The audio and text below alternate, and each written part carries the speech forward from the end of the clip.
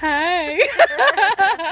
Here's another update. I'll just go like this all the way around. Just kidding. Inspired by you, Beth.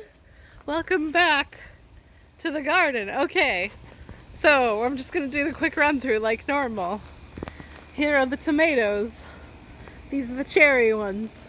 There's just so darn many. I'm getting a little bit concerned that I won't be able to eat them all because I'm sure they're all gonna ripen at the same time.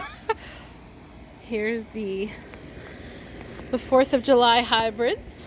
Getting plenty of clusters of that. That's about what size those are. And of course the cherry ones are much smaller. So that's size comparison in my hand. We've got still lots of little pepper flowers. Here. Ooh. Got some good sized peppers. Yeah. These are like full size. They're not small little ones. They're like gonna be the big chunky bell peppers. And you can pick them when they're green, but they're ones that redden on. Oh wow! Look at that! Wow, those were not like that yesterday. Ooh, maybe we will have some ripe for you, Mom. Maybe so. And so this is broccoli, but also the tomatoes have just kind of like fallen over and are like, we live here now, I guess. And then there's another pepper under there. A couple of nice peppers. Okay, and this is the same situation. This one I had to use more strings, and I just did a couple of these a couple days ago because they're just shooting out all over the place, and I don't want the ends to die because they've got fruits on them and flowers. But if you follow it down to the base of the plant, past all this foliage, it was beginning to come. Oh my goodness, there's too much plant. Hold on, I'm sorry. Don't vomit. It was beginning to come away from the plant, so I didn't want that to stay. I didn't want it to like break off, because they do that. I had a plant that broke off, or a stem rather. Okay. Did a zoom happen? I think a zoom happened. Oh wow, look at that. Okay. All right, back to normal. So yeah, lots more flowers, lots of tomatoes. I'm gonna have cherry tomatoes coming out of my eyeballs, and the Campari sized ones too. I don't think anything's happening with the broccoli, but it's not dead yet, so I'm just letting it have its chance. All right. Oh my goodness, look, Mom. I know, and I'm seeing them down here too. I think we're gonna get to taste these. These are the honeycomb ones that are ripe when they turn that color. They're not gonna turn red. Oh, they're gonna stay this orangish color. So I think we might get to taste a couple of these after all. Look at that. Oh my goodness. The first fruits. And there's a bunch of them. These are definitely the ripe ones though. Look at that. We might have to. We can do a taste test video. So many bunches of, and then over here, I think I had some snow peas yesterday that were ready to pull, but I didn't because we were gonna be leaving. Snow peas? Yeah.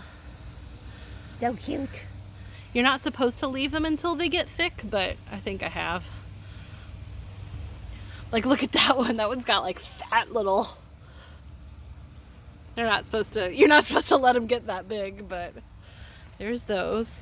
And I think you said this one here was the carrot, right, Mom? I think so. I think that might be a carrot right there. I still have to figure out how long to let it sit there before I pull it up, because obviously it's a root vegetable, so you can't tell how much root there is until you Then again, I don't know. pull it up. I don't know. Gosh, it's hot out here.